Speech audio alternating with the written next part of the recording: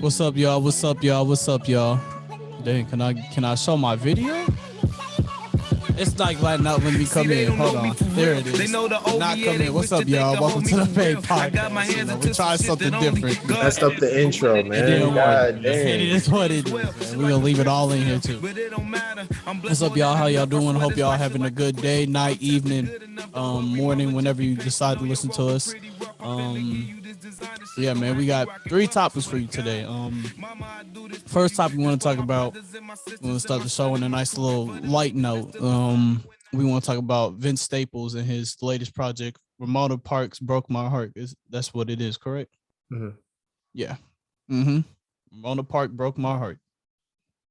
Malcolm, I wanted to ask you because I know you've only listened to it one time, so I just want Yeah. to ask you. I guess first listen to one. What do you think? Well, first question: what do you think stood out on your first listen through? Yeah, I think I tweeted the other day. I said that, and one person, well, I retweeted what another person said on Twitter. Really cool guy.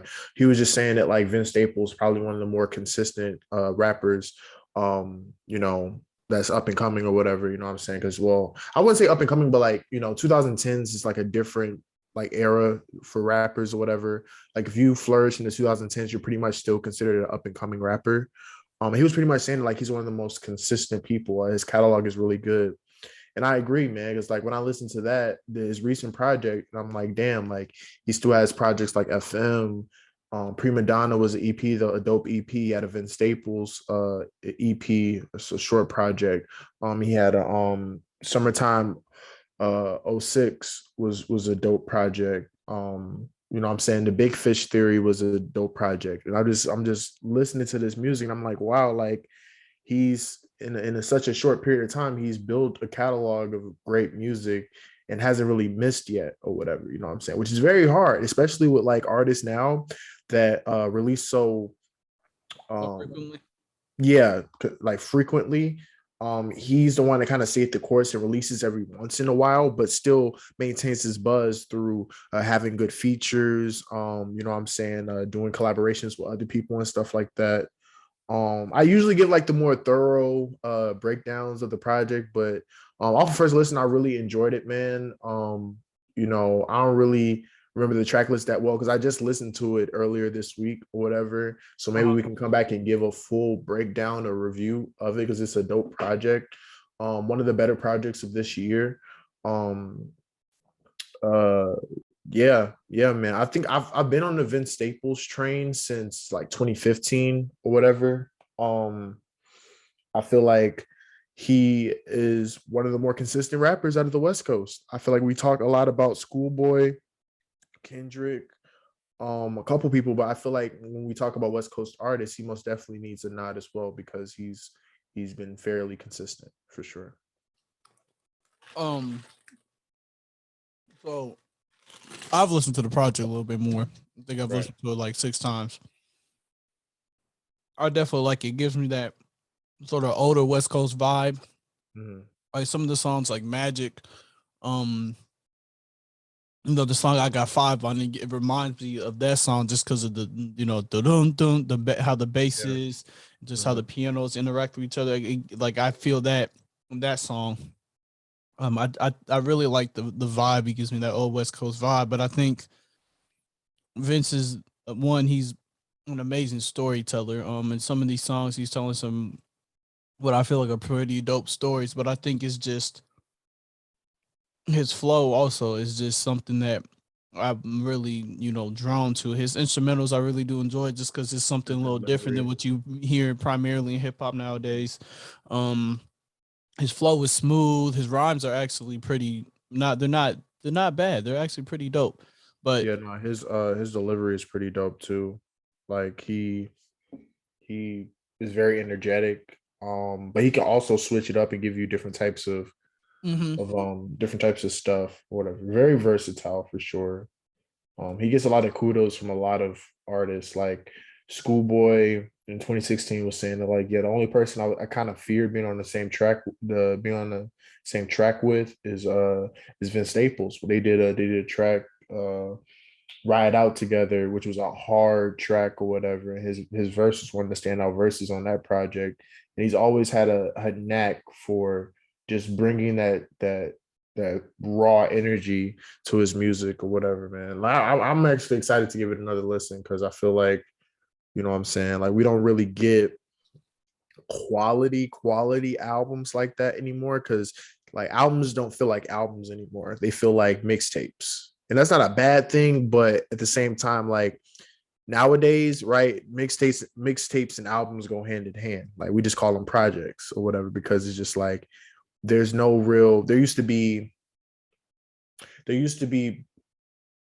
major value behind like an album getting released or whatever. People used to, cherish it a little bit better. You know what I'm saying? Like even now with like the oversaturation of music or whatever, like albums don't really hit the same. And so it's kind of dope to get like a project that's like actually feels like an album, like more thematic, more um stuff like that. So I think because I don't want to go too in depth without you having really listened to it and be ready. But I think I'll just name, I want to say, three standout songs.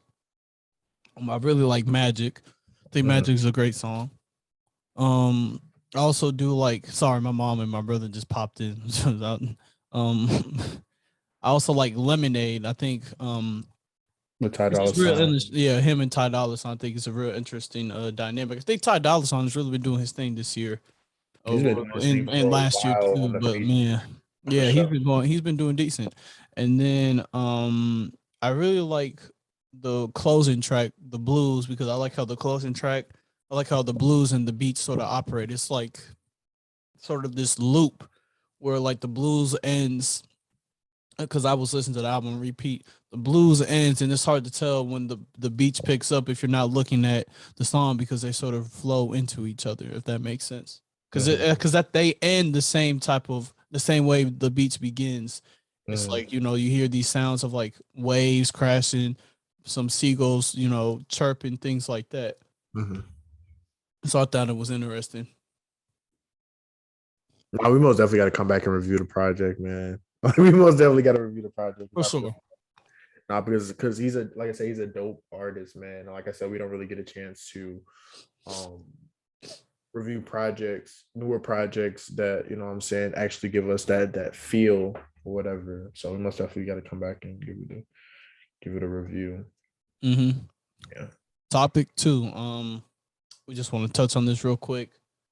We just want to talk about Dwayne Haskins. Mhm. Loss of life. Even though I'm a Michigan fan and I hated seeing him, on the field, I think it's a tragic loss of life. He was a young man who was a leader. It seemed to bright up the room from everything I've heard. Mhm. Was a great leader, just a great overall person, somebody who really cared about the people that he was surrounded by and the people that he was with. And so just to lose somebody like that, I think it hurts. But I think his death sort of opens up a new conversation, which if you've been on Twitter, Right. been really sort of paying attention. It all started when Adam Schefter, because he's the one that broke the news for me too. Adam Schefter Right. tweeted, he tweeted about his death, but in his little tweet about it, he said somebody who was an Ohio State quarterback and struggled to get going in the NFL in NFL. Washington and Yeah. Pittsburgh, and it's like, Tasteless. I mean, I get you're telling the truth, I guess you could say, but the man just died. It's not a time to talk about his failures and his mishaps. It's a time to celebrate his achievements, the goals he achieved, and celebrate who he was as a person. I think Ryan Day, because he had a press conference about it today. He opened up with, I think he summed it up perfectly. He was talking about how there's a clip that went viral of him at 7 years old talking about how he wanted to go and play at Ohio State. He went on a visit at Ohio State. He said, "This is where I'm going to play." And he not only does he achieve that dream of playing at Ohio State, but he becomes the Rose Bowl MVP. He has like his last season there, he has like 4,800 passing yards with 50 touchdowns. I think like 8 interceptions. He was, not only did he make it to his goal, but he was playing at an elite level Mhm. where he was. And I feel like in Pittsburgh, where he was, he had a year to sit behind Big Ben. I think he might have maybe sat one more year behind Mitch, but I think he would have been able to give Mitch a run for his money either this year or the following season. given that now he doesn't have that same type of pressure that he did in Washington, where Washington they drafted him with the number one pick and said, okay, we need you to play now. Whereas Pittsburgh, they were like, you can sit here, you can learn from Big Ben, you can really learn the Right. game, take the time to really develop Mm. and learn. And then once you do that, we can put you in and you'll be fine. Because I think we're noticing that a lot more with people like Patrick Mahomes or like even Lamar Jackson was like this, even though he ended up playing towards the end of his rookie He was season. behind Joe He was Flacco behind Joe and Flacco. RG3 Yeah, and exactly. So RG3. he got some time to sit there and really develop and sort of learn and catch up to speed mentally. Because I think a lot of people saw people like Patrick Mahomes and Lamar Jackson, they have technical issues. They needed some polishing with their technique, and you could say the same thing with Dwayne Haskins in terms of, when he has his feet set, he can throw the ball perfectly, but sometimes it's a trouble for him always getting his feet set. But I think that time that he spent behind Big Ben really benefited him. And I think he might have been able to beat Mitch for the job. And I think he would at least give him a run for his money. And I still think he had the best years of his football career ahead of him still. And I think he would have been, somebody we could have looked up at and been like, okay, somebody like Aaron Rodgers is another example of that, where he sat like 2-3 years behind Brett Favre and then hit the ground running. I think if he had just one more year of just sitting there developing, sitting behind somebody, I think he could have took off and really been effective in something that the Steelers could have really used. But it's tragic, but it really opened up the debate going back to Adam Schefter's tweet about how sports media tend to talk about athletes instead of human beings as like commodities, Right. as just like people that they're supposed to be there to entertain us. And that's really the only value is in what type of entertainment they give us, or in like Dwayne Haskins' case, how Adam Schefter was making it, how good he was in the league and what value he provided to your team in terms of how well he could play. And a whole bunch of NFL players started, not even NFL players, but a whole bunch of people started bashing him. But you saw a lot of NFL players bashing him. You saw a lot of just other people from other sports bashing, but I didn't really see any other like media members. I mean, really come at him. I might have saw Ian Rappaport come at him one time, Mm. but you didn't really see any media members really going at him. They were sort of, at least the ones that I followed, they were sort They're of silent. bystanders. But Yeah. Marcus Spears is just one of his coworkers. He works at ESPN. Said, hey, he took the tweet down. Everybody makes mistakes, but the problem is Adam Schefter has shown that he makes this type of mistake time and time again. He doesn't really take the time to really sit there and think out his tweets. And then it's not only that he deleted it, but he sort of just, I'm pretty sure he put out a clip on his Twitter where he talked about it and apologized, but you took it down and you didn't immediately apologize after taking it down for it. And that's what a lot of people also had an issue with. Yeah. No.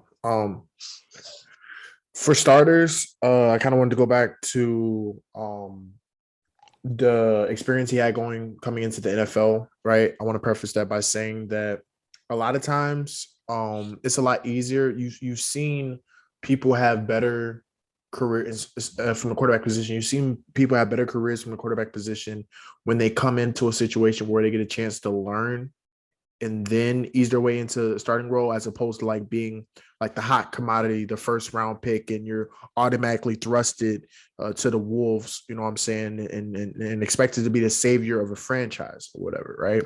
So somebody like a Dwayne Haskins, who was thrown into the Redskins, who didn't really have like the fundamental things to become a great team, right? So he pretty much didn't have one, he was expected to just pick up the game like from it by himself or whatever without no real guidance or whatever, you know what I'm saying? And two, he's not really given a chance to sharpen his tool set. Like when you were talking about Patrick Mahomes, Aaron Rodgers, and all those guys, like the reason why they had a chance to be so great is because they had time to develop and also had time to sit behind like a great quarterback or a veteran quarterback and learn from them or whatever.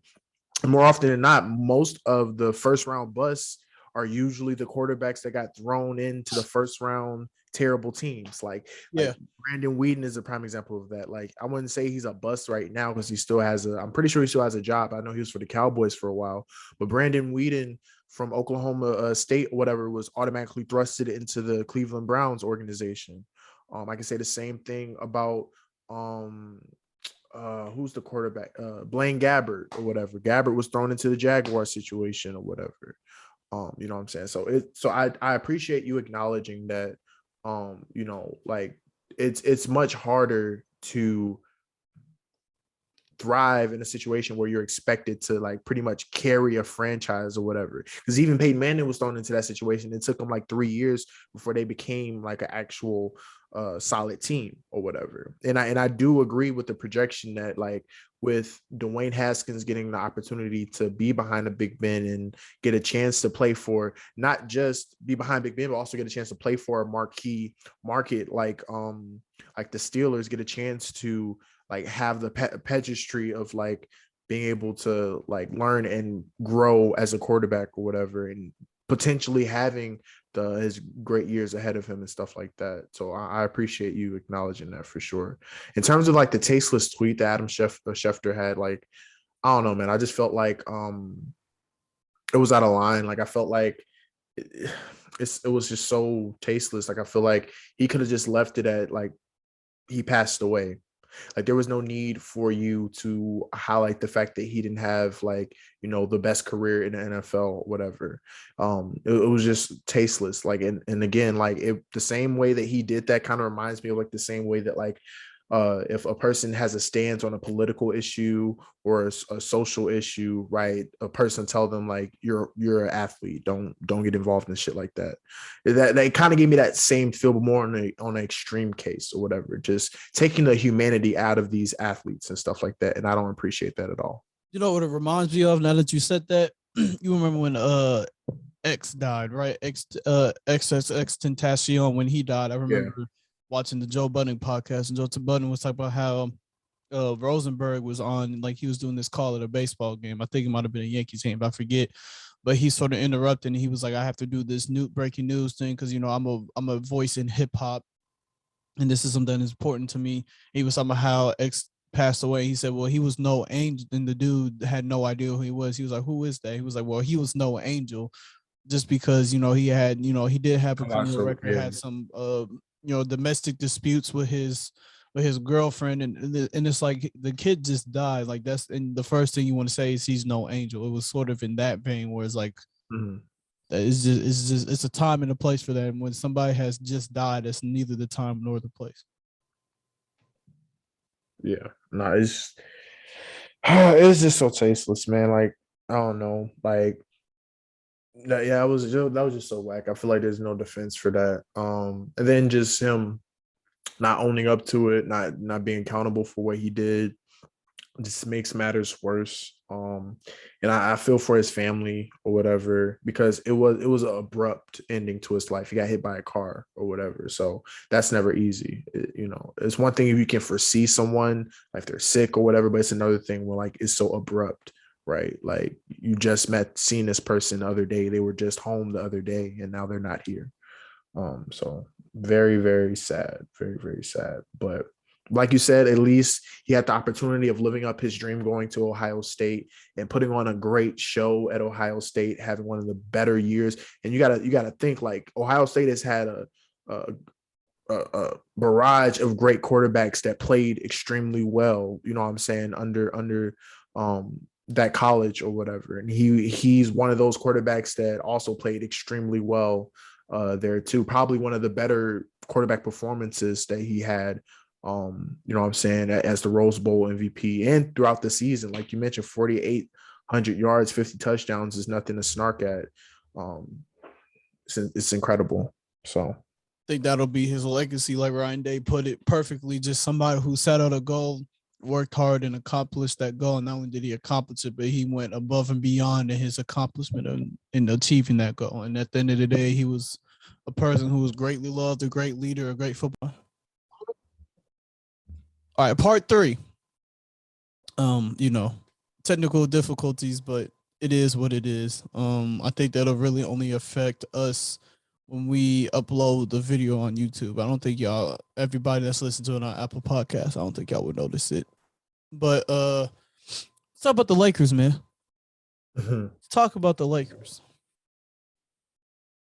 Who do you think who would you think, who would you say had the most interesting interview? Like who did you, because they had their closing interviews today. Who would you say had the most interesting interview to you? Like who do you think really revealed what was really happening to that team, or who do you think gave the best explanation to as to what happened to that team.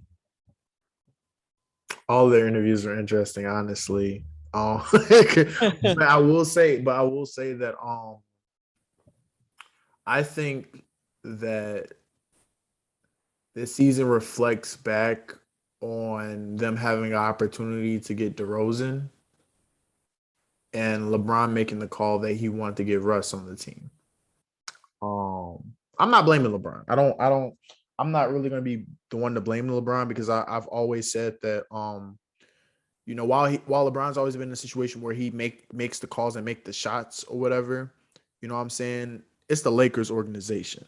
You guys have more than enough power to decide like if you guys are gonna roll with it or not. So I'm not gonna be the one to say that like I'm a goat LeBron and like they're the reason why, you know what I'm saying, they had a bad season because he's the one that like kind of I wouldn't say coerced, but like encouraged them to go after Russ instead of taking DeRozan. Mm-hmm. But I do think that plays a large role as to why like the Lakers didn't like just weren't clicking on all cylinders. Russell wasn't a good fit. Outside of Russell not being a good fit, injuries always play a role. When you have teams like this, it seems like injuries always play a role. There's never a time where I've seen like a stacked team, have a pretty long-standing season without a major injury here or there. Before they even started the season, they were one of the oldest teams on paper. So that doesn't add up well. And you got to think that like they were accounting for Anthony Davis to be, you know what I'm saying, a major instrumental piece of the team's success, and he was hurt. So it's a lot of different pieces that play a role in like the Lakers not making the playoffs, not even making the play in. The lack of chemistry, the lack of urgency. I would say that too, because I feel like at one point of the season, somebody like there has to be a lack of urgency to make it seem as if like, okay, we got to get this right. Like we got to get this together. Like we have to figure out something to where we can get a rhythm here, like get some type of rhythm here. And I feel like, that reflects from the coaching too, because at the end of the day, even though I feel like a lot of blame is being placed on Vogel, I I still at the end of the day think that like as a coach, your job is to make adjustments. Your job is supposed to like, what I'm saying, make your player let your players have put your players in position to where they have an opportunity to win, an opportunity to build momentum, an opportunity to maximize some of the things that make them great in their own way. And I feel like he didn't do well in that aspect, but I do feel like he was also in a messed up situation because, he's playing with, you know, pieces that are not always around. And once you get injured or whatever, and you're out of the lineup, it's hard to rebuild that chemistry amongst all these players that were supposed to be in the initial lineup.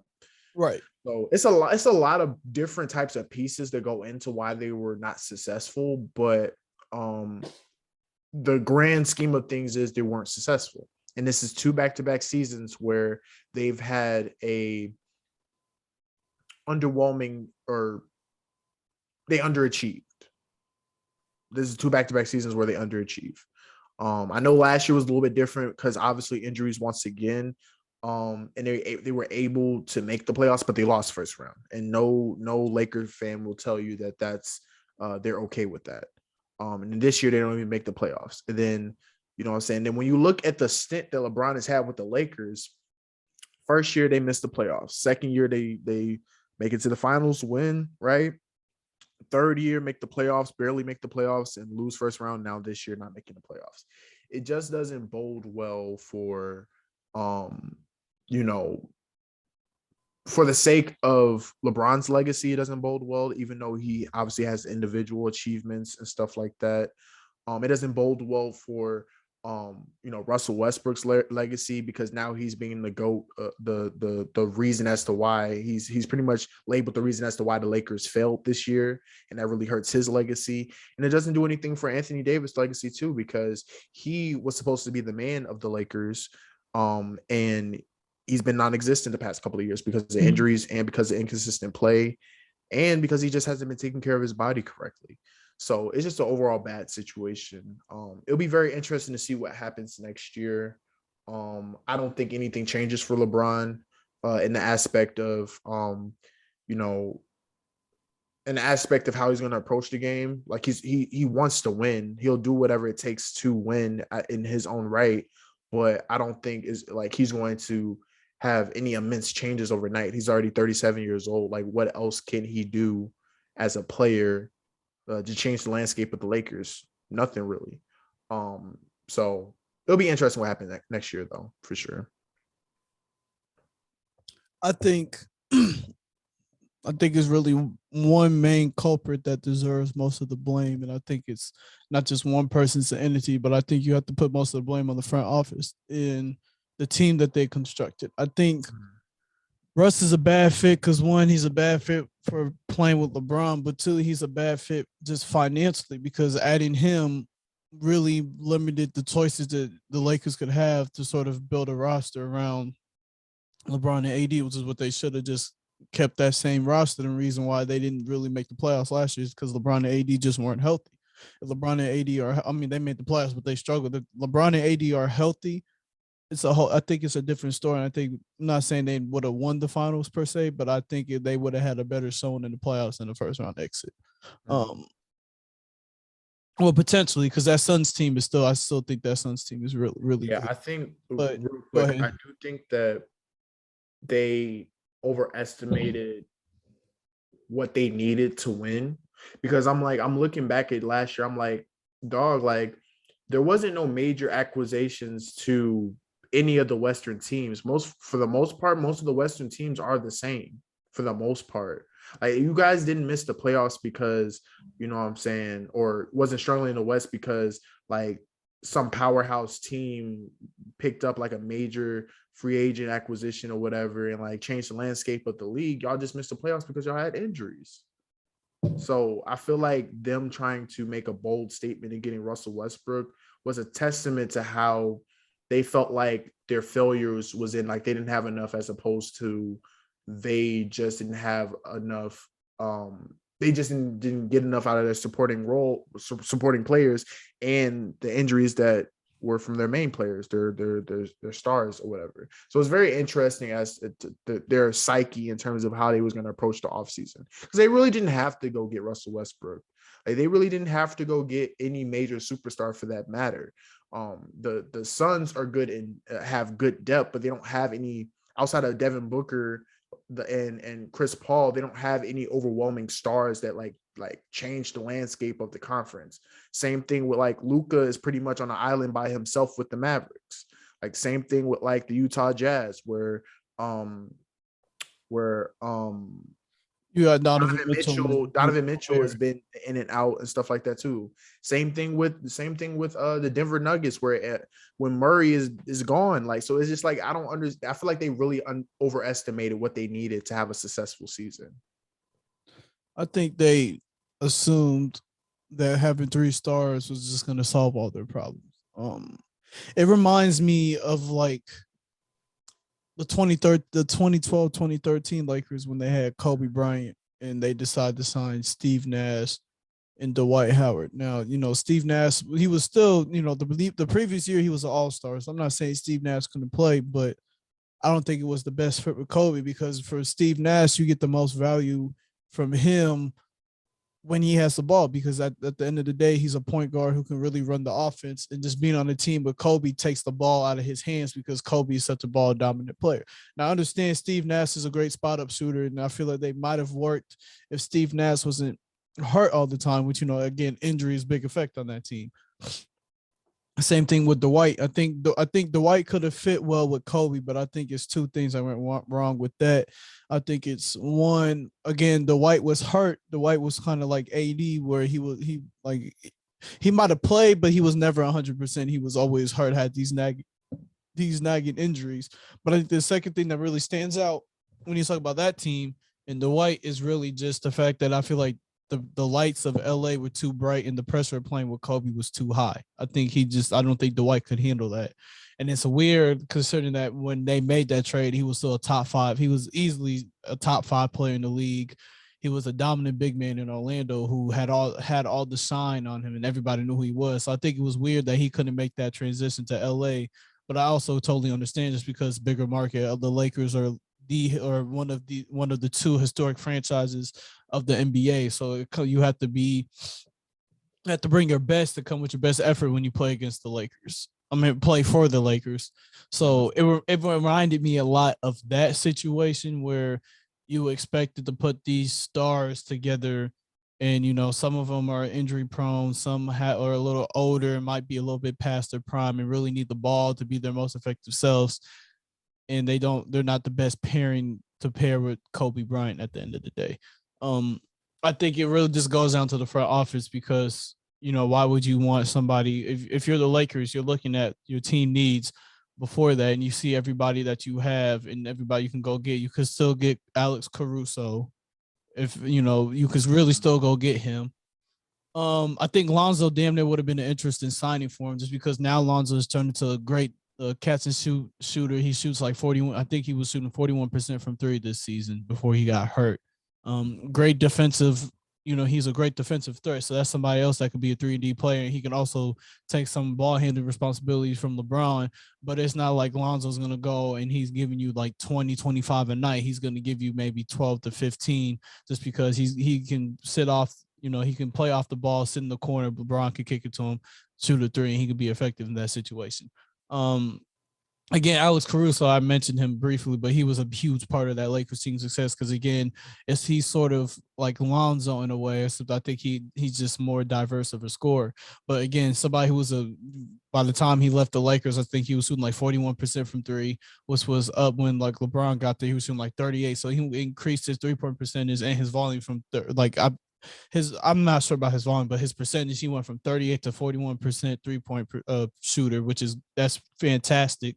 And he was somebody who again is another great on ball defender at the perimeter that the Lakers again really need, because if you look at the roster they have now, Troy Rondo is cool defensively, but he's getting old, so he's probably lost a step.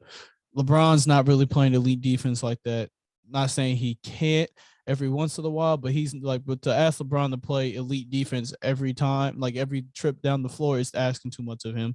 Melo is not going to play defense at all, and everybody knows that. Like Melo has never really played defense anyways, but he's definitely not playing defense at the age he is right now.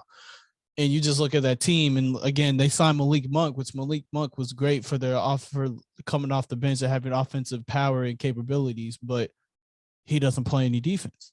You know what I'm saying? He's a lackluster defender. And then you have Avery Bradley. He's a cool defender and all, but he's kind of again old. He's an older player. Over the hill, for and sure. and one of their key players that everybody was talking about, Kendrick Nunn. I don't know what happened to him. He just never played. So I think I understand what they were trying to do, but they basically, how do I say this? If this was 2016, 2017, that roster would be a lot better than what it is in 2022. Just because you would have had players like Trevor Ariza still would have been maybe not in his prime, but he still would have been to the point where he's not super old and you could still use him. Even though he came and hurt, you could still use him. Most of these guys have fresher legs, for sure. That's what I'm saying. Wayne Ellington would have been another example of somebody that would have been better five years ago. Same thing with Melo. I don't know about Melo just because I would want to really see how he fits with the team, just because I think his time in Portland is what really humbled him and made him go, look, I can't be a number one anymore. I can't really be maybe not even a number two either. I can be a three though, and just really work on my catch and shooting and help spread the floor and do whatever I can to help a team win. But their roster was fine. I think when you look at the finals and when they went to the finals, I think when you look at how that team was constructed, playing LeBron at the point and having AD at the 5 was your best lineup. That's when they were the most effective. I know AD hates running the 5, but at the end of the day, Anthony Davis, you better play the fucking 5. What's wrong with you? Shut your ass up. Stop your fucking complaining. It's really not that big of a difference between playing the 4 and playing the 5. I'm not going to lie. In today's NBA especially, I'm not even going to lie. Because to be honest, I know Giannis is a 4, but Giannis could play the 5 as well if he really wanted to. Same thing with like Embiid. I think Embiid can play either the 4 or the 5. So like it's not really, especially your play style, it's not really that big of a difference. The only thing I can think of, I mean, you even on the defensive end, you're usually the defensive anchor, the one who's anchoring the paint. So you might as well play the fucking 5. So it's like I've always thought that shit was pointless. He's just bitching for no reason. But Um, again, they played their best, and you saw it in the finals. They played their best basketball when they put LeBron at the point and gave LeBron the primary ball handling responsibilities and put AD at the 5. That was when they were at their best because AD could space the floor a little bit. You know, never mind AD's I don't even want regression. to get into the AD Never, talk. never, never mind his regression. I think it was interesting, and I actually did like what Anthony Davis said. He said, um, our main problem was we couldn't ever get a connection going, get a click going, just because I think the Lakers' big three only played like 23 games together. And that usually happens.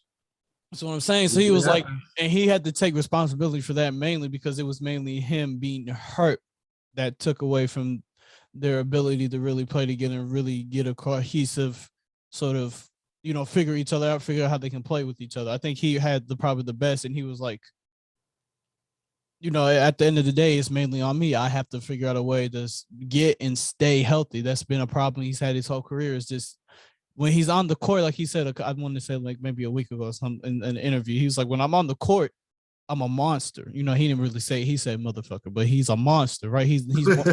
He's a top 5 to top 3 player in the league when he's completely healthy. Hmm. The problem is, again, it goes back to the best ability is availability. Yep. He's just not available, and that hurts you. And so he understands that. So I'm glad he took a whole bunch of responsibility for that. And was like, look, at the end of the day, I feel like a big reason why it didn't work is because we didn't have enough time to learn how to play together, and that's on me because I was always hurt. I think LeBron and Russ, I think teammate wise, I think they enjoy playing with each other. LeBron said he loved playing with Russ, but again, I think it goes back to the front office. You're the front office, understand LeBron's your guy. You sort of involve him in decisions. But when it comes to looking at who would be a better fit to play with LeBron, not saying DeRozan is the best three. He's not. He's an okay shooter from the three. He's great in the mid range, but he's all right from three. But he's somebody that gives you a little bit more spacing than a Russell Westbrook does. And again, being the front office, understanding you have the perfect pieces for scoring everything. You really just need people that can spread the floor and hit and be open and hit open threes when LeBron drives and decides to kick it out, or people who can shoot the three and people who can also play D and help you on that perimeter defense, because you had Anthony Davis, and at the end of the day, Anthony Davis is a great center to sort of sit there and lock down the paint. I think he had 91. I think him and Giannis had the same amount of blocks. They had 91 blocks this year. AD only played in like 40 games, and Giannis played in like 66. So again, that's somebody who's great on the defensive end. That's a great second line defender. He's great at defending the paint, all that stuff. He can defend the pick and roll. He can do anything. But y'all don't have any perimeter defenders like that who could really help you out, and that's what you needed.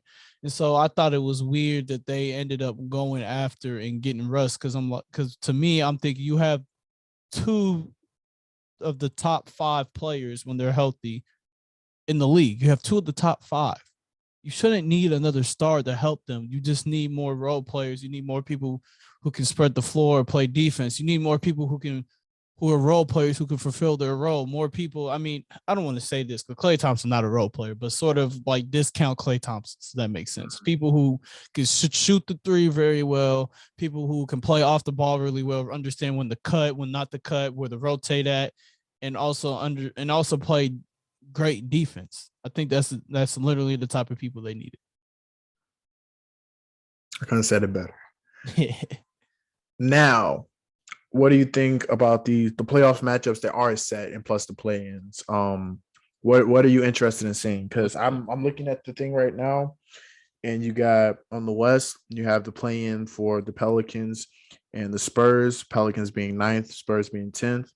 And you got the Timberwolves at 7 and Clippers at 8. What do you foresee happening in the set of play-ins? Because I honestly can say that, like, I see the Clippers beating the Timberwolves and advancing to go against the Memphis Grizzlies first round. And I see the Spurs beating the Pelicans and potentially having to match up against the Timberwolves for the play-in. Mm-hmm. Playing wise, because let me look at the East too. Damn, Atlanta is a 9 seed. Yeah, it's between Wow. Atlanta and Charlotte, and then the Nets I and the think Cavaliers. Atlanta and Charlotte will be an interesting It'll be a series. I very think good. It'll a, be a very a good good game. game. Let me say that. Mm. Brooklyn and Cleveland. If Kyrie, I don't know, I can't even say that because there have been games this year where Kyrie and KD have both been dropping like 30 plus and they've still lost just because, again, it's another big problem. We're going after a third star. You completely gut your team of depth a lot of the times when Mm. you do that, which is why I was totally against the move of getting James Harden because I'm like, we don't need that. We have two again. Two players you could consider are in the top 10 in the league. You don't need anybody else. You have somebody who's a top two player in the league. I think the only player I would say is better than Kevin Durant is Giannis. I'm not gonna lie. I think Giannis is the best player in the league. I used to be, the KD fan in me didn't want to say it, but Giannis is the best player in the league. It's no competition. I think KD is very close. I think KD is a close second. And if people say KD is better than Giannis, okay, I'm not gonna trip over it, right? I can see an argument for either or, but I think Giannis is just a little bit more valuable to your team than Kevin Durant is. I think Giannis is probably the best player in the league. Although really, I have him and KD at 1A and 1B because depending on the night and how I'm feeling, it might switch. But again, I feel like Jokic has a case too. I think Jokic The is, value he yeah. has on his I team think I too. would put him at. I still would put him at 3. Joel obviously is in there because he's a heavy MVP candidate or It's whatever. hard because I know we're getting a little bit off topic, but the top 5 players aren't really that far apart from each other. No, they're It not. really, I think the Luka ordering too. of Yeah. your top 5 really comes down to nuance, but also your personal preference and what you value the most in a basketball player.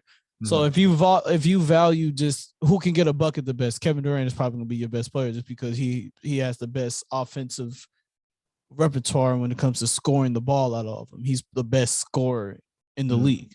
All If you around play. value Say all Jokic around play, you're probably gonna go with Giannis just because or Giannis. Jokic. I'm saying I, all around playing turn all. You know. I would go with Giannis just because I think Giannis is a better defender. Because Giannis Yeah. is Yeah. Giannis is a he's I don't think he gets enough credit for the type of playmaker that he is. Because he's actually a pretty good playmaker. He can Mm. score at will and he's a great defender. Again, I think he's somebody I could see win defensive player of the year again this year.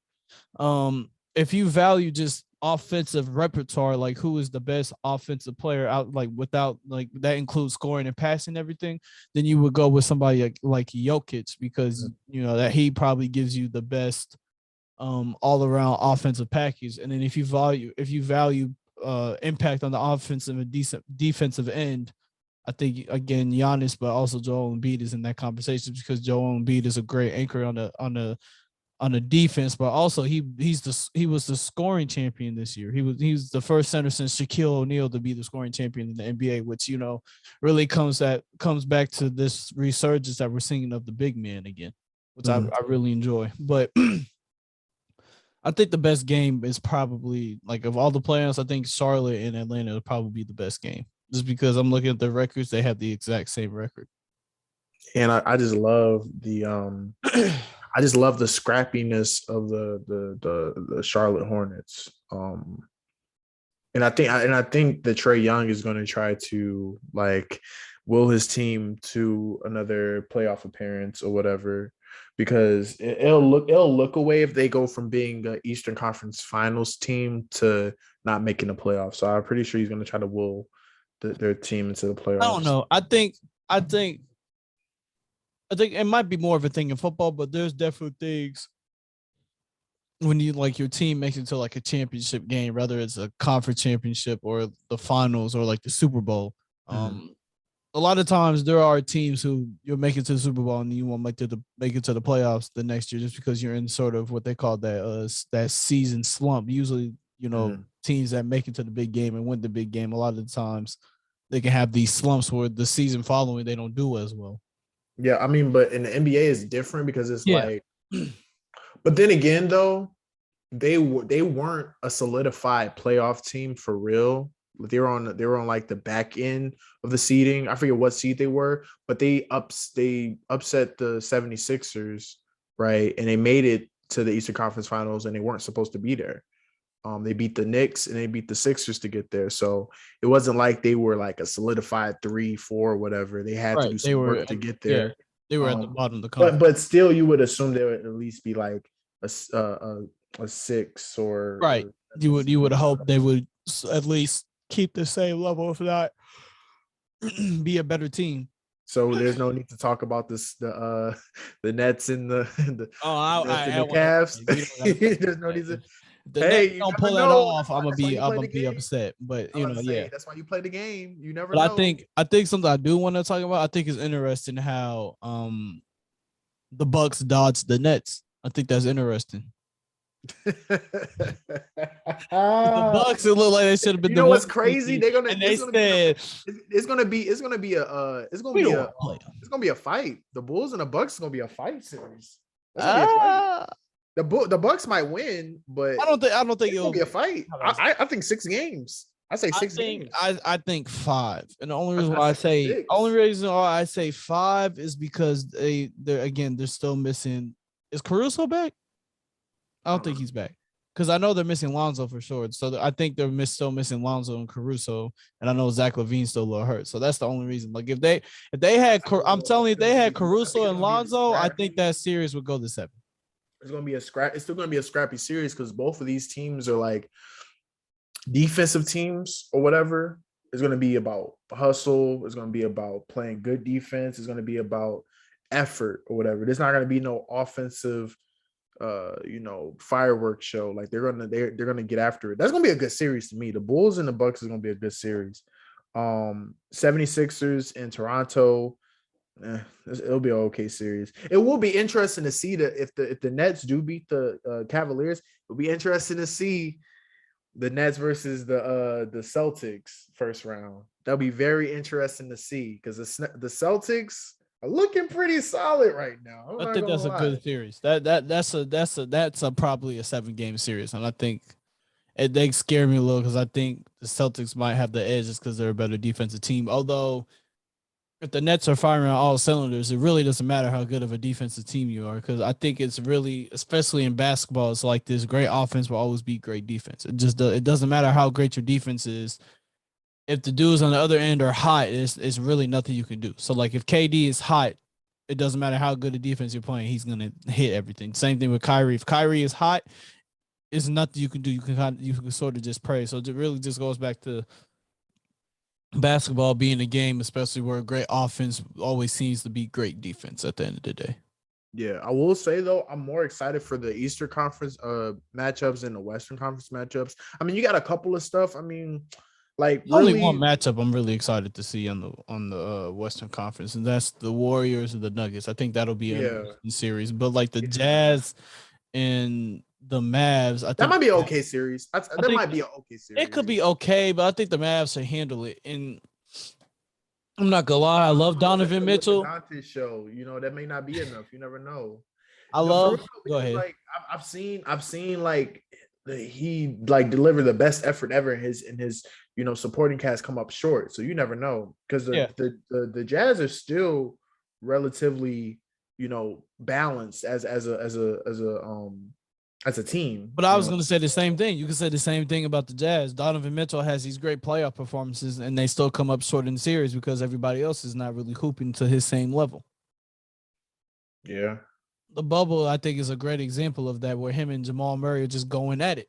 yeah, And at the end of the day, Jamal Murray had the better offensive play with Nikola Jokic to help him, sort of get that 1-2 punch.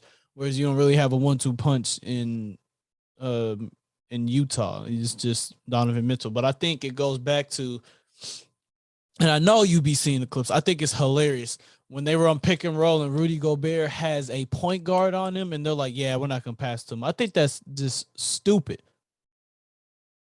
If I have the ball and we're running pick and roll, and a point guard is switched onto Rudy Gobert, that's an easy bucket. Because you can see, we may make fun of Rudy Gobert and say he's mainly a defensive player, but when he plays like in the Olympics or he plays with the French national team, when they do that, like when he gets a point guard on him, the French national team will give him the ball and he will actually make a great offensive possession of it, and he's able to get a bucket. So I just think it's a little disrespectful. I also think Donovan Mitchell's sort of tired of Utah. I could see him leaving after this year or the next year. Whenever his contract is up, I could see Donovan Mitchell trying to leave. Yeah. No, it like I don't know, man. Like I said, though, in the Western Conference, man, like I'm not as enthused. Like Curry being out indefinitely kind of deflated my my interest in the Warriors or whatever. That and alongside like he was in a slump for a little bit. Yeah. Because it was a buzz because he started off hot, then it tapered off, and then when Clay came back or whatever, right, the buzz was back on the Warriors, and now it's just like it's just no longer there, and it's crazy because it's no longer there, and they're still sitting at number 3, right? Like, they're still sitting at the 3rd seed or whatever. But truthfully, I mean, it's definitely more parity in the East. I think. I think the West is it's just no debate. Like the Suns, like I don't see the Suns losing to I don't see the Suns losing any of these teams because they're just so balanced and they have like everything. It's exactly what the Lakers should have done. It's a team that, even though they didn't necessarily mean to build around these two people, ended up happening. But they're a team that's perfectly balanced and has role players surrounded by their 2 stars to really let them take advantage of it. So Chris Paul, you surround Chris Paul with all these shooters so he can pass the ball. And, when he penetrates off that pick and roll, he can either do his nice little mid-range fade that he does, or he can punish teams for trying to double him or having poor rotation. And then you have Devin Booker, who, if he needs to get a bucket, you need somebody who has to get a bucket. Hey, here, Devin, just go to work. You give him the ball, you can get out the way. Which is why, like, I know I was talking about Steve Nash, but I think Chris Paul and Kobe would have been just seeing how Devin Booker is. I'm not saying, Devin Booker is as good as Kobe, but their play styles are very similar. Right. Yeah. I think that would have been real interesting to see Chris Paul and Kobe play, and I think they would have got a couple championships together just because I like seeing how Chris Paul and Devin Booker are gelling right now. Man. What do you think is so let's throw this out here, right? Who's your favorite of winning it all out the East? You already said the Suns is the favorites to winning it all out the West. Who's your favorite out the East to win it all? I think you can go. Damn, it's hard because you got like 4 teams. My thing is though, it's like you have 4 teams who are all around the same record, and then you have the Nets, who at the end of the day have 2 of the top 10 players in the league. They're still a favorite. They may not got the record, but they got. Right, they might not have the record, but they got the 2 stars, and they at the end of the day. I'm not gonna lie, I don't. Even though I'm a KD fan, the Nets are still a dangerous team. I don't like the Nets making it out the East. I think the Nets are still a year or 2 away just because they don't have the overall team. They don't have the supporting cast to really support Kevin Durant and Kyrie Irving. I think that's what they're missing, that supporting cast. So I don't really like them. I really like 2 teams out the East. One is not the Heat. I don't really like the Heat. I mean, I know they're a great defense. I want to say we giving the Heat no respect. We ain't even don't really like the Heat like that. I'm about to say we ain't giving them no respect for the number 1 seed. Jimmy Butler can get a bucket, but he's just nah. Compared to the other teams and the star and like their best player that they have and the star they have, Jimmy Butler's not a top 10 player in the league to me. I think he's like right outside the top 10, but he's not a top 10 player to me. So I think it's hard to win the championship when you don't have a top 10 player in the league. Mm-hmm. You got all these other teams that are in the East. You could argue, the Nets have 2. Boston has 1. I think it's about time we start talking about Jason Tatum as a top 10 player in the league.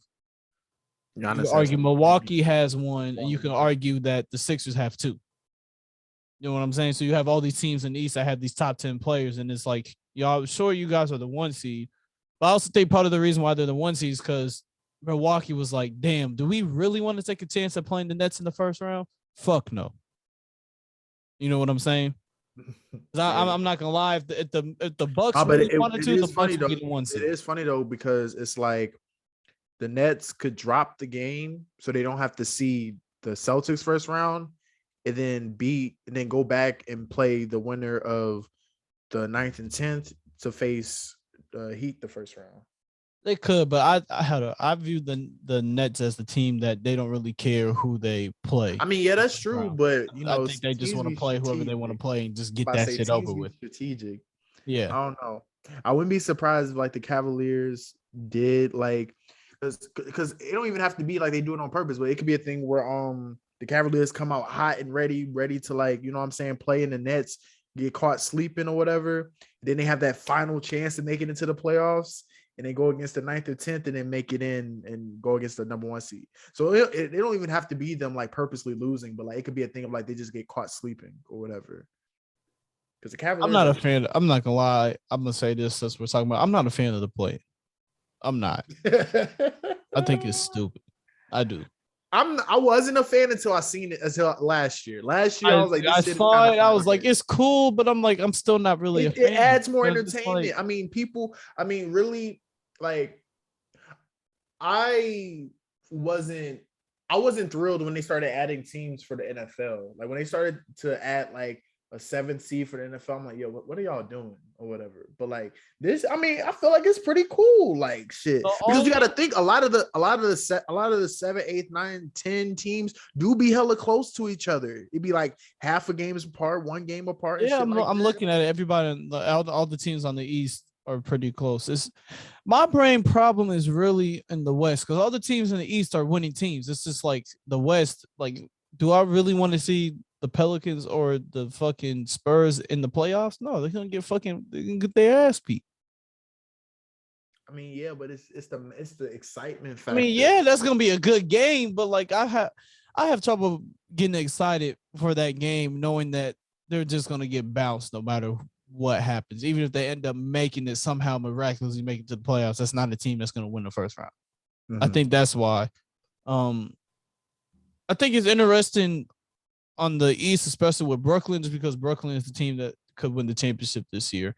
But you know what I'm saying? I guess that's why I'm Yeah, not a big fan of it. But I think it's most definitely more exciting on the East than it is on the West for sure.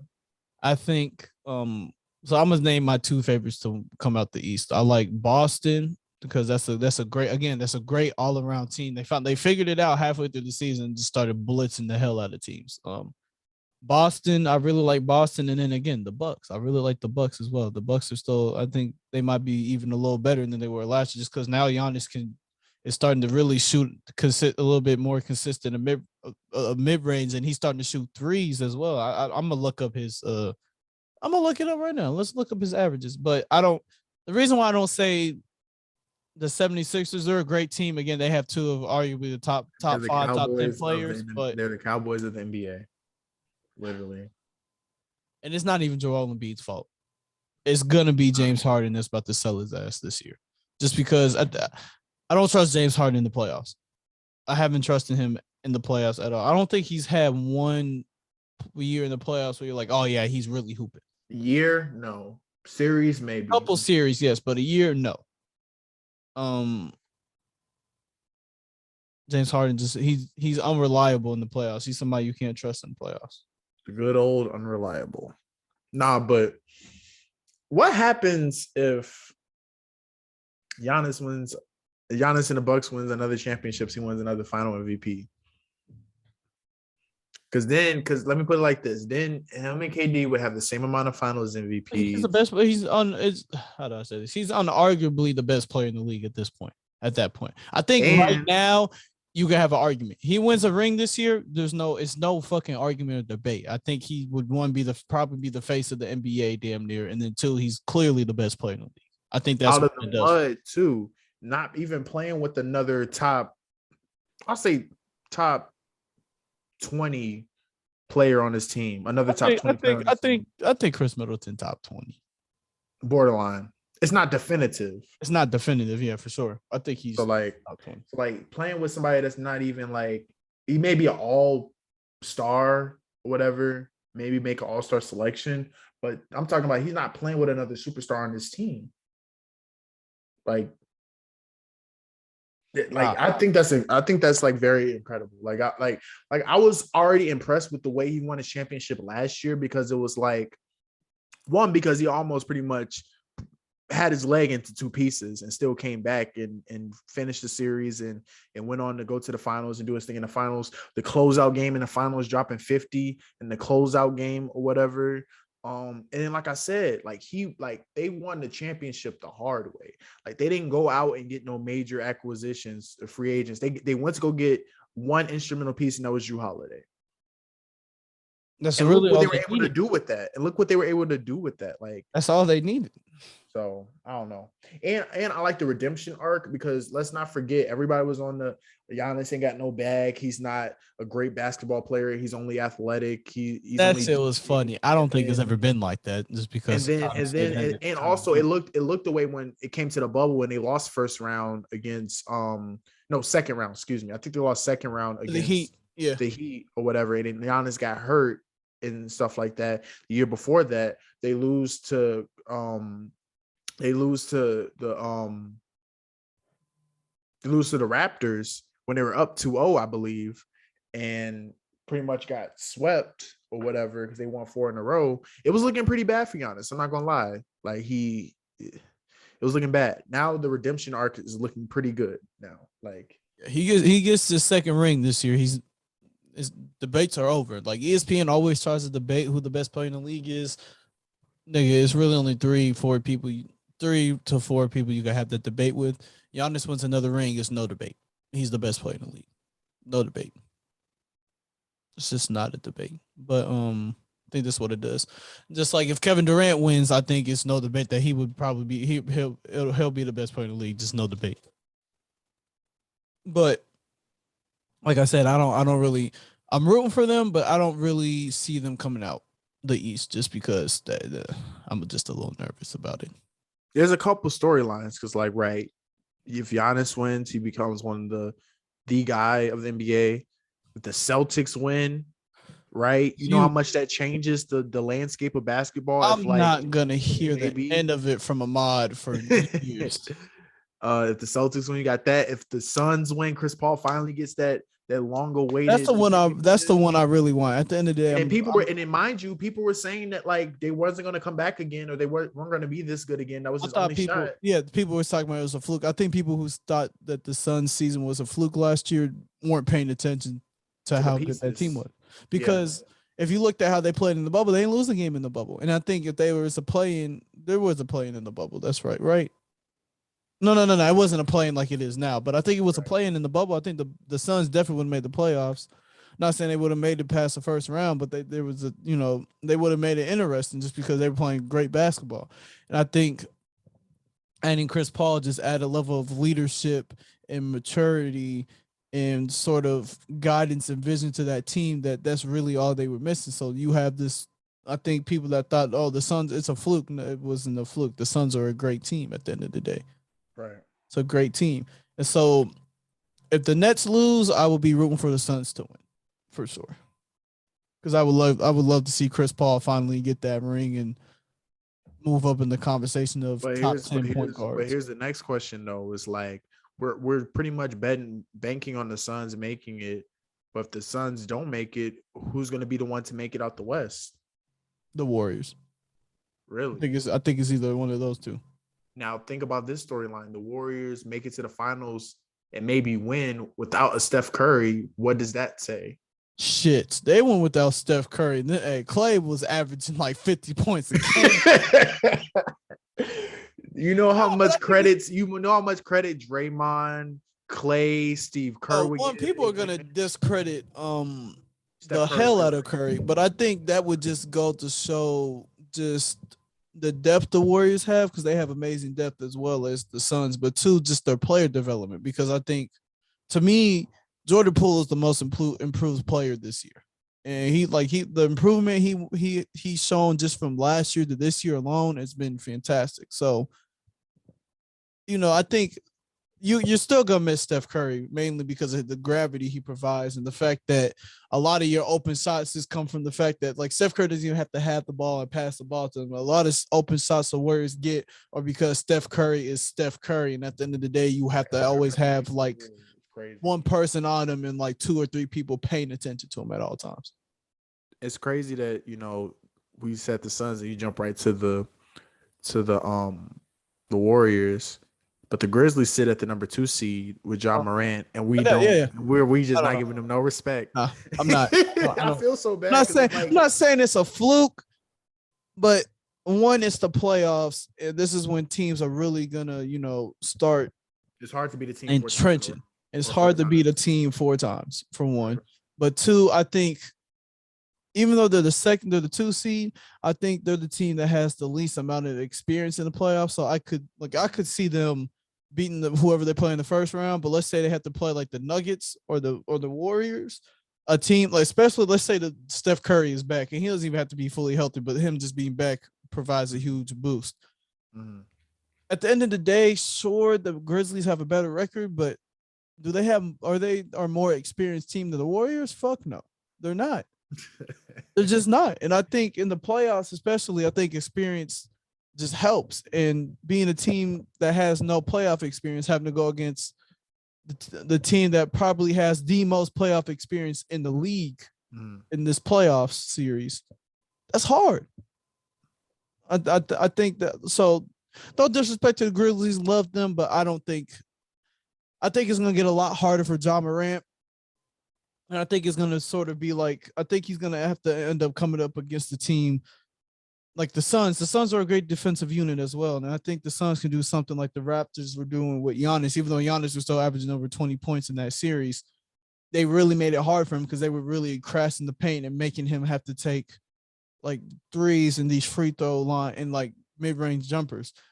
John Morant, let me see what he's shooting this year. I'm not saying he's a terrible shooter, but at the end of the day, John Morant is most effective when he can get into the paint. And so I think if you're making John Morant have to take more threes and especially mid-range jumpers, I think that's where he gets into a little bit of trouble.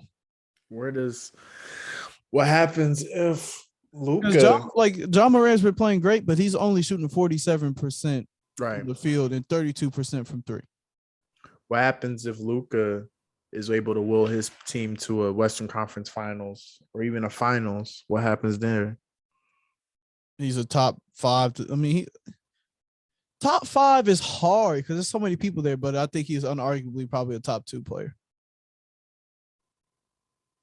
There's just so many storylines, man. See, it's gonna be weird. It's weird seeing it now because it's like we still got gatekeepers of the NBA, like obviously the LeBrons who's been here forever, Kevin Durant who's been here for some time. But now we're entering that age of like newer like stars and newer gatekeepers. Like at one point in time, Giannis is going to be the new gatekeeper.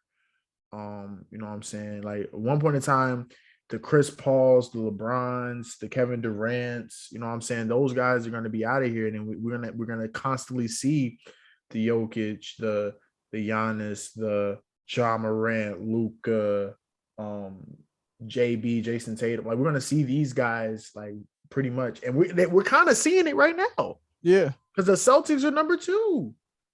The Celtics are the 2nd seed in the NBA without like, and we were saying right that it was gonna take some time before they make it back to that top level that they were when they had Kyrie, when they had IT and stuff like that. And now they're sitting at the number 2 seed. So it's very interesting. It's a passing of the torch is what it's looking like. Yeah. Like LeBron's time to win another championship is probably over. Not saying, he'll still be playing at an all NBA level at the end of the day. I think he has maybe one. I think he has 2 more years of playing at an all NBA level before he really I'll starts. say 3. Once he hit 40, I feel like it's gonna go like before he really starts to decline and is just playing at. I think when he declines, he can still play at an all-star level. He just won't be playing like at LeBron type level that we used to see. But yeah, it's really just a passing the torch because I don't think LeBron wins another championship in his career. I think he's done. I think we saw him win his last one just because Anthony Davis has health problems. I don't really trust the Lakers front office to really go out and build around him. Although if they somehow pull off trading Russell Westbrook to the Pacers for Malcolm Brogdon and Buddy Hield, I might look at it a little differently because that would be 2 great pieces that they could use. But at the end of the day, Anthony Davis is too injury prone. And LeBron has also mentioned that he wants to play with his son his last year in the NBA. So I feel like whatever team Bronny goes to, I don't see them being a very good team. Mhm. And not even saying like Bronny is clearly the best in his class, but I think just understanding as a team and as an organization the amount of money you're gonna make from having LeBron James on your team in his farewell season, I think that's a lot of incentive to just be like, yeah, fuck it, we'll draft him. Mhm. Just because that's a lot of fucking money you're gonna make off of jersey sales, off of ticket sales, off of memorabilia. You could sell like that's a lot of shit you could make off of that. What if, I'm just over here romanticizing, but what if Ronnie get drafted by the Bulls? Hey, if I'm LeBron, he, oh he, fuck no, I'm not going LeBron there. LeBron ends his career as a Bull. That would That'd be be crazy. If LeBron ends his career as a Bull and they win a championship. Oh my god, that that would would be be hilarious. LeBron and hilarious. with 5, he might be the GOAT then. He would have a very good case. I mean, he already has a very good case because of He all the does stats. have a very he The does really stats have a is very good case. ridiculous. His And his numbers. longevity. Um, but yeah, but I'm also of the notion that really the only thing LeBron could really do to pretty much sway your decision is maybe win a ring or two. But I feel like at this point in his career, if you don't think LeBron is the GOAT now, you're never going to think he's the GOAT. That's just how I feel Yeah, about it. because you're either heavily relying on like just his longevity and the stuff he was able to do with like having less, Uh-huh. or you're on the fence of like accolades and flawlessness because like Michael Jordan, even though he had his comeuppance early on, like when he was the man, he was the man. Like there were no spurts in between where you can argue like, oh, maybe this person is like nah, like the same thing with like LeBron, because even when LeBron was there, like LeBron arrived, I want to say as like, okay, he's one of those guys in 06, 07, primarily 07 when he made it to his first finals, but it was still a time period where it was him, Kobe, the Celtics, you know what I'm saying? Like, so it was still like that little era there where it's still like up in the air or whatever. I think it comes down to this. I forget where I heard this from, but in Jordan, when Jordan hit his stride and when he fully arrived, nobody was really eating in that time period. It was really mainly Jordan winning championships and winning championships. And even though he won 6 in a like a span of a decade, you could argue that he never takes that break in between. He probably wins even 2 more rings and probably retires with like 8 and really just owns like a whole decade of NBA basketball. Um, I think there's that. And if you look at LeBron, LeBron has made the finals 10 years, yes, and he owned one conference for like 10 years straight. But sort of everybody was kind of, I mean, somebody said, he said everybody was eating in the LeBron era. I don't know. I wouldn't say everybody because really it was really just somebody like Steph Curry. I mean, Tim Duncan was kind of eating a little bit, but it was really primarily somebody like Steph Curry who was really rivaling. Or, you can argue that LeBron was the best player, but his team wasn't the most dominant. Whereas there's no question that Jordan was the best player, the most dominant player, and his team was the most dominant. And I think that's Yeah, something that really when you hurts. look at the two, because pretty much LeBron's decade is the 2010s. There's no disputing about that, right? So it's like at the time, in the beginning of the decade, right? He the Lakers got their one. That was pretty much Kobe's last, like in hindsight, that was Kobe's last like hoorah as like that the man or whatever. Yeah. 2011, the Mhm. the the Mavericks got theirs, and then the Heat got their two back to back, and then the Spurs got theirs, and then the Warriors came to the rise, and it was Warriors versus Cavaliers for however many years, right? Um, then we make it to 2019, and that's when the Warriors pretty much got derailed by the Raptors. I would say So injuries first, but yeah, Raptors too. you said what? I said I would have said injuries first because at the end of the day, Yeah, well, start them. But yeah, I know what you're saying. Yeah, Raptors definitely still deserve that ring. so it's the 2010 decade is interesting when it comes to basketball because a lot of things that we never expected to happen. And there's no, I will say that like the lifespan of people's peaks in that decade were a lot smaller. if that makes sense. Because I feel like we were expecting Paul George to be like that guy for the remainder of the decade, and like he had injuries. He went on to the Clippers and did good, or no, excuse me, went on to OKC and was pretty much like becoming the guy there. But then like OKC didn't pan out well. Then he goes to the Clippers, and he's supposed to be like the the I want to say sidekick, but the Robin of the team or whatever with That's what he is. Kawhi, I and think. it's Go just ahead. I'm gonna let you finish. yeah, and it's just interesting to see that like a lot of the players right in the 2010s that were supposed to be like the next guy up or whatever, like had to have an interesting turn because again, Kevin Durant, he was supposed to be the next guy up, but they were foreseeing that under the umbrella of him being a part of the Thunder, not him going to another team and pretty much siding with another person that has a claim of being the guy of that decade, with Steph Curry. So yeah. No, I'm just picturing how I'm going to like tell the story to my kids about like so in the decade of 2010s, there was this team called the Warriors that just were unfair to play with. It consisted of Draymond, who's probably the best, one of the best position list players of the decade. Consisted of Klay Thompson, who's one of the best spot up shooters of all time, Steph Curry, who was the best shooter of all time, and Kevin Durant, who's one of the best scorers of all time. Not to mention Iguodala, who is one of the best six men of all time too. So it'll just be interesting. It's just very interesting. I And I forgot. do agree that like you're either that type of guy that thinks that LeBron is the GOAT now, or you're never gonna think he is the GOAT. Like it's just like there's no in between. It doesn't matter what LeBron does at this point, really. It doesn't matter. He can win another ring, and I'm telling you right now, it's not gonna matter. At the end of the day, It's LeBron's too pretty much late accomplished because everything he can, and so it's either you think he's the GOAT now, or you're just never going to.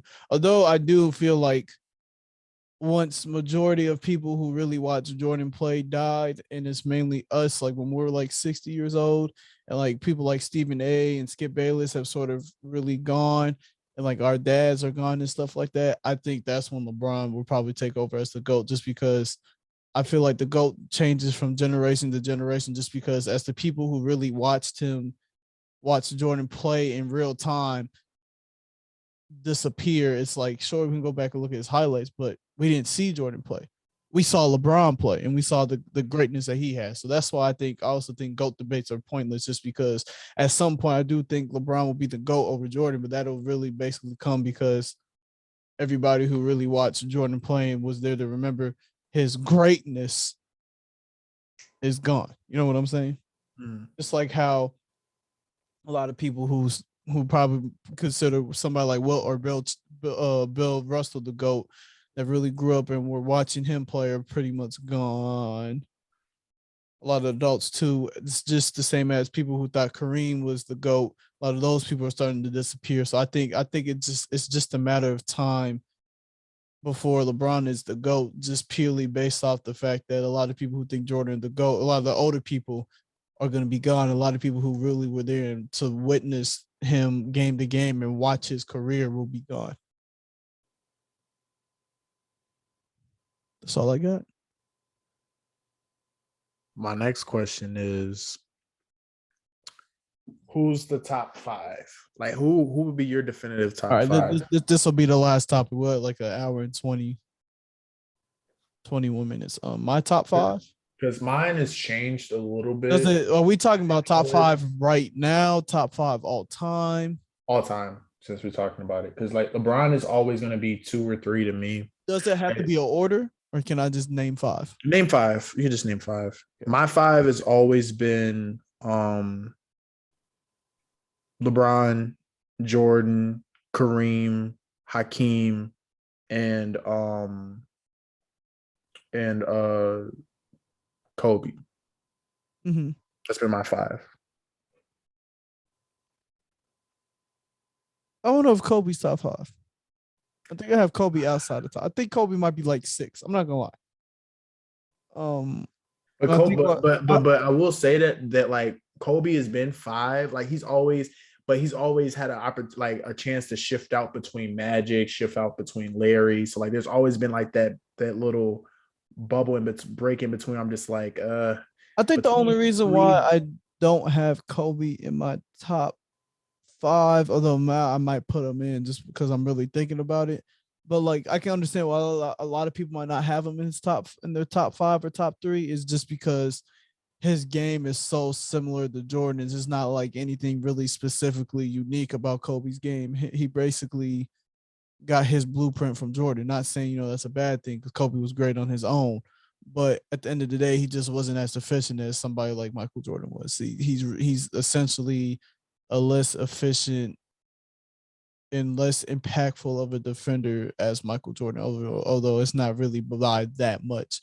But I got MJ Braun. I think you have to put Larry Bird in there for sure. I think that's a name that people kind of don't mention. I think Larry Bird has a great Yeah, Kobe and Magic are always Kobe, Magic are really like they're all in the same kind of boat. mm, Shit, that's them in my top five right there. Then no Kareem, uh, no Hakeem. I'm sorry, I love Hakeem. okay, so you could argue because Hakeem. Hakeem is four for me. Like he's always been four. I think Like, people give Kareem it just based off of like who he is and sort of his longevity. he But got the I'm not. numbers. He got the Yeah, I ring. understand that, but I'm not gonna lie. I'm not saying Kareem not an all-time great, but I think Kareem is just slightly overrated, just a tad bit. Don't be that guy. I think Don't he's a be tad bit. that guy. I think he is. What? What's overrated about Kareem? Nobody says he's the GOAT. I mean, not people of I this think it's. generation. I think it's his longevity.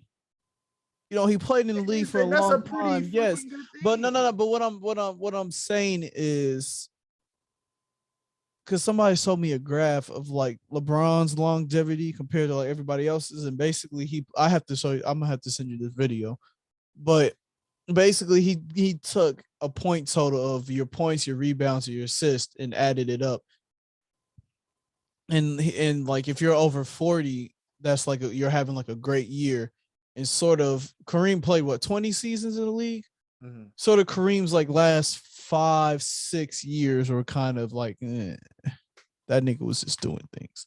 But also It's I still think 15 years of, but that's 15 no, years of I get that, but pain, I though. also think he benefits a lot. And like, sorry, he has five. Well, Kareem has what, five? Mhm. I think he won what, one with the Bucks, right? Won a couple with the Bucks. No, I think he only won one in Milwaukee because Milwaukee only has two rings and he was the first one, and then Giannis is the second one. Yeah, you're I think right. he won four in LA. And my thing is, you could make an argument that at least two of them, without Magic, he doesn't win.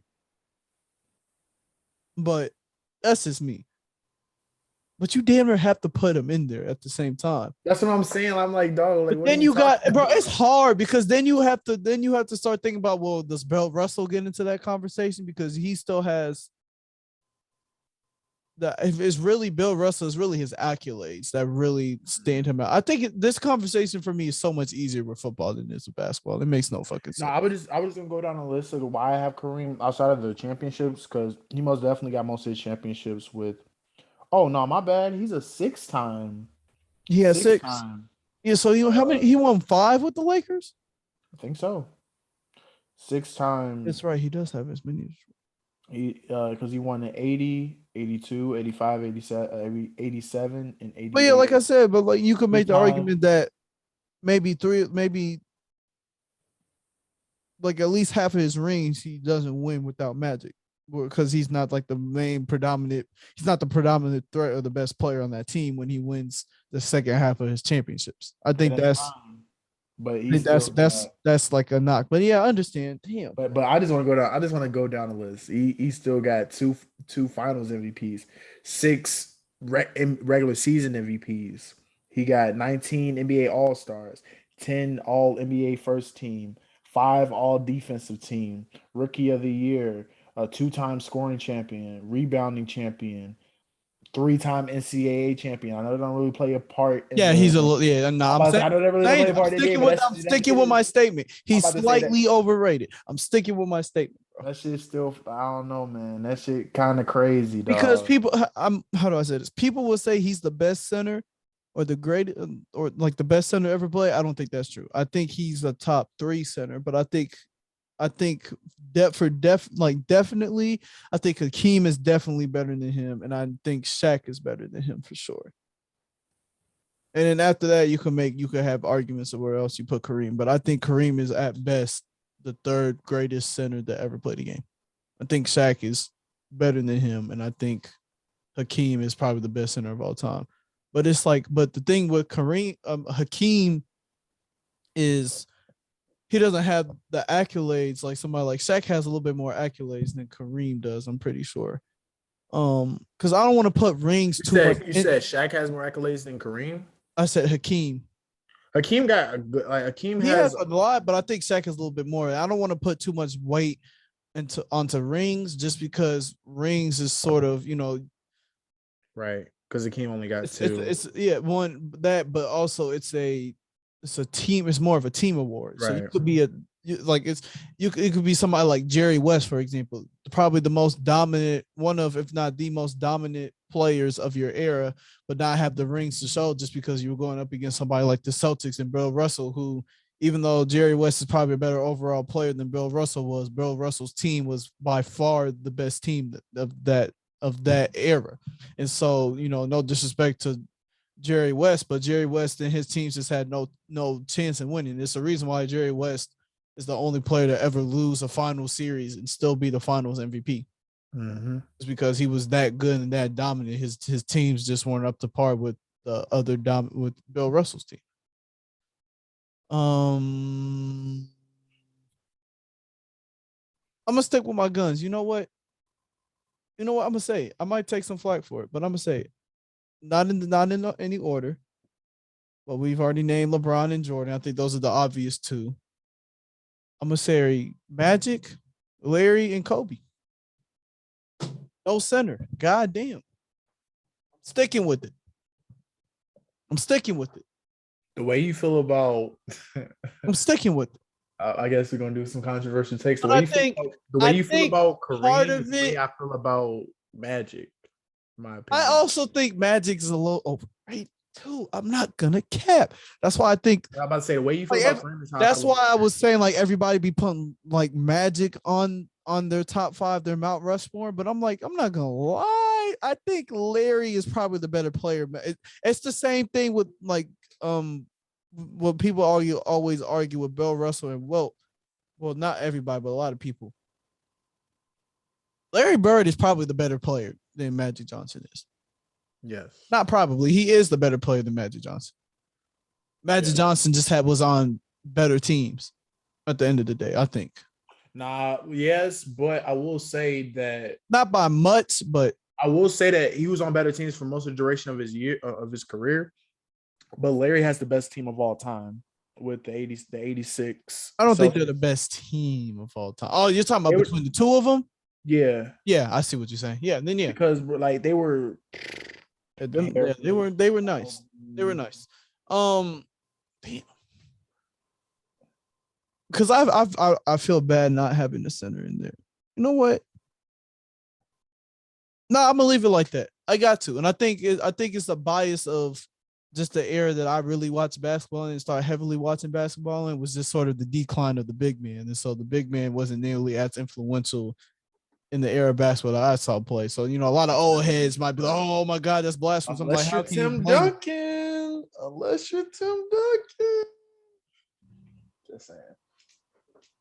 Unless you're Tim Duncan. I'm saying the position as a whole. Well, I understand there's outliers to everything, that every theory, everything you can come up with. There's outliers for everything, yes. But I'm saying as a whole, the power forward and the center positions in our time and us growing up, and really the most influential times of us growing up, which is really the 2010s, the center position is not nearly as important as it was. It's been the small forwards, the wings, and It's been the wings, the scoring point guards, and the wings is what's really been shooting up. So Yeah, I'm gonna leave it like that, nigga. Yes, yes, yes. I'm gonna Okay. give him my order too. Okay, Fuck last one, last it. I'm one. gonna give my order too. Fuck it. Jordan, LeBron, Kobe, Larry, Magic. Bam. There it is. You got Kobe over. I'm gonna put But Kobe. it's funny because you were just saying you don't know if you could put Kobe in your top 5. I know, but I like thinking about it. I have to just because I think influence when I think about it, just because I think when you think of influential players, I think he has to be in there. Given my time, like when I'm really thinking about my time growing up and watching basketball, like because I would be lying if I said the player who I tried to model my game after the most was Kobe. Even though Kobe was never my favorite player, Kevin Durant's always been my favorite player. I've always tried to model my game off of Kobe just because I've always enjoyed being that mid-range assassin. Just because I feel like the mid-range is the hardest shot to guard in basketball. If somebody's like if you have somebody who's really proficient at the mid-range, I feel like they're unstoppable. And I think Michael Jordan said the same thing because I forget who he was giving advice to, but he said just get a mid-range shot and it'll be extremely hard to guard you. But yeah, that's I think yeah, I think in terms of better players, I think you could definitely have the argument that I'm gonna put Kobe over Magic, yes, just because I value scoring a little bit more. But Before we finish, top 5 of the 2010s. LeBron is one. That's no discussion. But LeBron, Curry, KD, Tim, and you know they got mad when they put Dirk on I forgot. I don't know if it was a top 10 list, but they put Dirk him. might be on there. Dirk might be the fifth. Actually, I gotta throw Chris in there. I gotta throw Chris in there. I got to. Paul could be in there. You could damn near throw Giannis in there. Giannis didn't do enough for me. I mean, he had an MVP or whatever, but that was like. But my thing is, 2019. I guess, I mean, you could add Kobe in there too, but like again, my thing is like the people who I feel like the people who put Kobe in there but don't want to consider Giannis to be in there. I'm like, that's kind of a double standard because Kobe had 2-3 good years in the 2010s, and Giannis has had 2-3 good years in the 2010s. You know what I'm saying? Just at the later half of it. But Kobe won a championship at the top of the decade. No, I know what you're saying, but we're talking about dominance. You know what I'm saying? We're talking about dominance. Okay. And so like, I can understand. Like I'm not against people having Kobe in them. I'm saying like you can't put Kobe in there and be like just appalled as somebody tries to put Giannis in there. I would probably say we said LeBron. I said LeBron, KD. No, I said LeBron, Steph, KD, Giannis, and then there was one more that I can't think of. No, I said Tim Duncan. I didn't name a 5, but I think my 5th might have to be. It just might be. It's between Kobe and Giannis. I think I might go. Damn. Giannis won. Didn't Giannis win like an MVP in the 2010s? Kobe didn't win an MVP in the 2010s, did he? No. But he does have that. He has the ring at the very top of the decade. See, but the thing is, but you can make that argument that ring, the 2009, 2010 ring that they won counts for last decade. That last championship. No, but they won the championship in 2010. Right. That counted as like the championship they won in the decade. Because I don't because 2019 is the cutoff because it's like Kawhi and them won the championship in 2019. I don't count the 2019-2020 season or whatever with the 2010s, even though it technically starts in the. That's fair. I know what you're saying. It's hard for me because I'm like the 5th spot. I'm gonna be honest, bro. I do. Yeah, I mean, might be a little bit of recency bias. People like Isaiah and Ahmad might say I'm blasphemous, but I think I'm gonna go with Giannis. Because I still think you can consider Russ because he had one of the best MVP seasons of the decade. I'm not considering Russ, bro. You can consider Russ. You can consider Tim Duncan. You can consider Chris Paul. I'm not considering Chris Paul because of the injuries. I'm not considering Russ because at the end of the day, as good as he is, he's not efficient enough for me. And also, when Kevin Durant leaves, his teams were known for getting bounced in the first round when he was in OKC. Even when he had talent brought in that really should have been at least a second seed outing. You know what I'm saying? I think it's just Carmelo.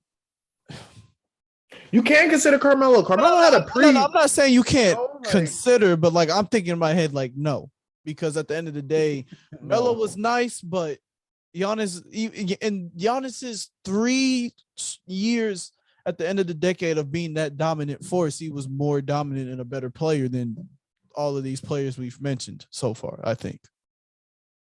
Like when I think of Kobe, I think of the 2000s. That's where I think of Kobe.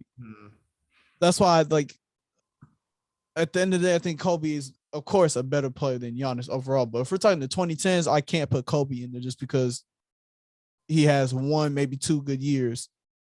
You really give him 3, and then he falls off. Whereas Giannis has 3 years, but Giannis also has an MVP in those 3 years and a Defensive Player of the Year as well. Consider Kawhi. Kawhi got 2 championships. I'm just saying it's a slippery slope here. But let's be he has 2 finals MVPs too, but let's be honest, Kawhi was not the best player on that team, on that Spurs team. He was not. I don't even think he was the first, the second, or the third best player on that team when that he was able to go to a whole other franchise and win one for a whole other country. Oh, that's fair. That's fair. But I think, which again, I've had this criticism of him. We need to hurry up and end this up. So, but Kawhi is not a leader. Because when he wins with the Spurs, you have people like Tim Duncan. That's the leader of the team. He wins with the Raptors. Sure, he's the best player, but Kyle Lowry is the leader of that team. He goes to the Clippers where now he has to be the leader of that team, and we see them just fold in the playoffs twice. Understanding 1 year he was kind of hurt, but still, in the bubble, up 3-1 against the Nuggets. Fold, nigga. Fold. He's not a leader, bro. But yeah, that's what I'm going with. Bron. I think you have to put Steph over KD just because Steph has much more immense impact. Yeah. Bron, Steph, KD, Tim, and Giannis. That's what I'm going with. Those 5. I'm gonna go with the same thing. Yeah. Go with the same thing. Maybe Dirk. Yeah. Maybe Dirk has a small case because he was still hooping. He has a little bit of a case, but I don't think he has I don't think he has as good of a case as somebody like Tim Duncan or Giannis. So I think it's 3 people that are without a debate. Like there's no debate if they're in there or not, and that's Bron, Steph, and KD. Like you can't argue. If you're trying to have an argument with those 3 being in there, I don't think you know what you're talking about. But yeah, sorry, Kobe fans, I can't do it. Just can't. Yeah. This is a dope episode, man. It's a very dope episode. We're at an hour and 40 minutes. Yeah, I'll probably cut like 2-3 minutes out, maybe 4, just because again, what happened in the middle. But yeah, man. Let me get this song playing real quick. The song should always be queued, AY. You should be playing that bitch right now. Dumbass. There we go.